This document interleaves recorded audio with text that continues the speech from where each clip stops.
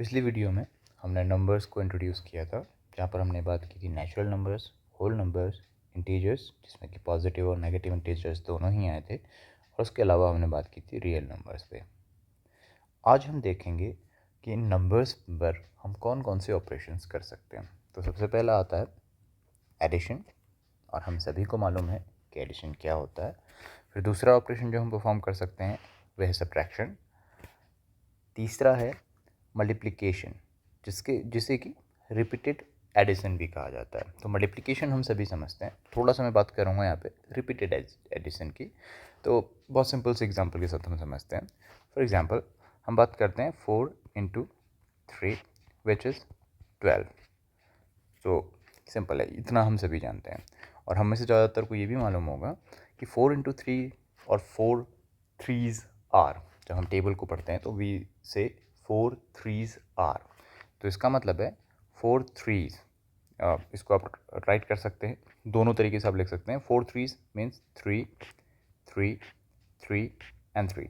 तो हम यहाँ पर क्या कर रहे हैं, इस 3 को रिपीटेडली 4 बार ऐड कर रहे हैं। या फिर हम इसको अदर वे अराउंड भी कर सकते हैं कि 4 + 4 + 4। तो यहाँ पे हमने क्या किया कि इस 4 को 4 के साथ ही 3 बार ऐड कर दिया। तो इस तरह से आप हम कह सकते हैं कि जो मल्टीप्लिकेशन है वो एक्चुअल में रिपीटेड एडिशन ही है।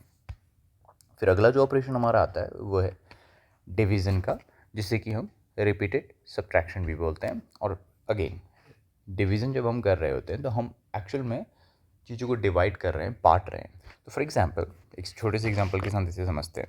तो 10 divided by 2 which gives us 5।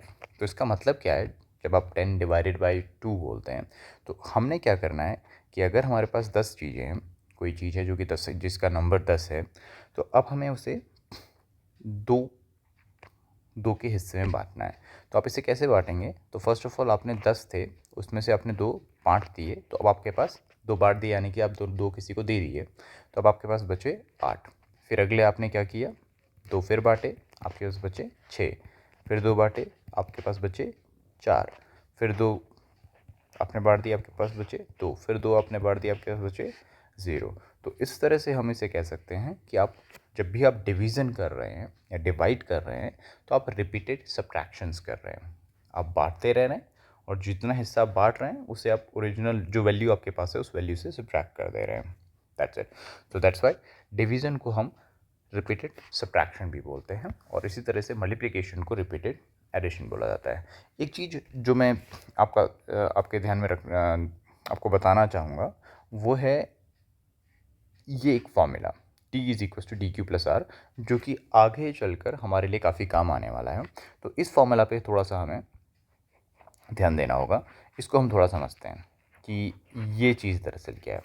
तो सपोज़ कीजिए हम सभी डिवीज़न की मेथड्स को अच्छी तरह से समझते हैं।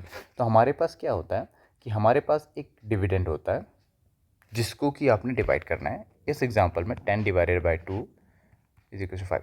तो इस पे क्या था, 10 हमारा डिविडेंड है जिसे हमने डिवाइड करना है। फिर हमारे पास एक स्मॉल लेटर डी है जिसको मैंने एक हमारे पास डिविज़र है जिसको मैंने स्मॉल लेटर डी के साथ डिनोट किया है, जो कि यहाँ पे 2 है। और उसके बाद हमारे पास मैंने एक और चीज़ है कि हम जब भी ये ऑपरेशन परफॉर्म करते हैं डिवीज़न का, तो हम देखते हैं कि अक्सर, नॉट ऑल द टाइम, लेकिन अक्सर यहाँ पे क्या होता है कि आपको एक रिमाइंडर मिलता है और आपको यहाँ पर एक वैल्यू मिलती है जिसे हम कोशेंट बोलते हैं। तो हमारे पास एक रिलेशन होता है कि जो हमारा डिविडेंड है वह हमेशा आपके divisor times the quotient plus remainder के इक्वल होता है। एक सिंपल सा एग्जांपल अगर हम देखें तो let us see with let's say मैंने 4 से इस 15 को डिवाइड किया, तो हमारे पास 4 3s are 12 एंड हमारे पास 3 यहाँ पे रिमाइंडर आया। तो अगर अब आप देखेंगे तो अगर आप इसको इससे मल्टीप्लाई करें और जो भी प्रोडक्ट आएगा उस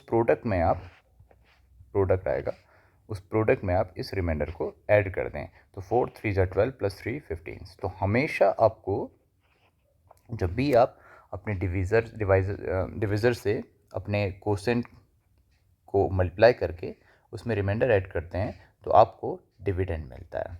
तो ये फॉर्मूला आप ध्यान में रखिएगा। ओके, सो बस फिलहाल इन ऑपरेशंस के बारे में इतना ही कि हमारे पास केवल 4 ही ऑपरेशंस हैं जो कि हम नंबर्स के साथ परफॉर्म कर सकते हैं, addition, subtraction, multiplication and division. अब आगे बात करते हैं डिविजिबिलिटी की। तो एक टर्म आता है डिविजिबिलिटी। तो डिविजिबिलिटी से आप क्या समझते हैं? हमने अभी एक एग्जांपल लिया, 2 एग्जांपल हमने लिए। एक था 10 डिवाइडेड बाय 2। तो इस केस में आपका जो रिमाइंडर बच रहा था, अगर आपने 10 दिया हो तो वो रिमाइंडर है 0।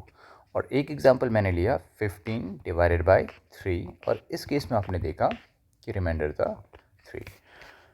तो डिविजिबिलिटी यहाँ पर जो हम वर्ड यूज़ कर रहे हैं, या फिर डिविजिबिलिटी जो टर्म है वो कब यूज़ होगा? तो यहाँ पे देखिए आपका रिमाइंडर आया 0। तो इस केस में आप कह सकते हो कि 2 is divisible, sorry my bad, 10 is divisible by 2। Sorry, मैंने यहाँ पे गलत लिख दिया। तो दूसरा केस हमारा था 4 से हम डिवाइड कर रहे हैं, तब जाकर आपका रिमाइंडर 3 आ रहा है। सो 10 डिवाइडेड बाय 3, रिमाइंडर 0। दूसरे केस में क्या हो रहा है? 15 डिवाइडेड बाय 4, रिमाइंडर 3। तो जब भी आपने किसी नंबर को डिवाइड किया किसी दूसरे नंबर से और आपका रिमाइंडर 0 आया, तो आप कहते हैं कि जो पहला नंबर है वो दूसरे नंबर से पूरी तरह से डिविजिबल है। और लेकिन जिस केस में कुछ ना कुछ रिमाइंडर बच जाता है, तो तब आप कहते हैं कि जो पहला नंबर है वो दूसरे नंबर से कंप्लीटली डिविजिबल नहीं है। तो डिविजिबिलिटी के अंदर हम यही चेक करते हैं कि whether the given number is completely divisible by any number और नॉट। तो अगर हम देखें तो जैसे हम 10 की बात करें, 10 को आप जब 2 से डिवाइड करते हैं तो हम कह सकते हैं द डिविजिबिलिटी ऑफ 2।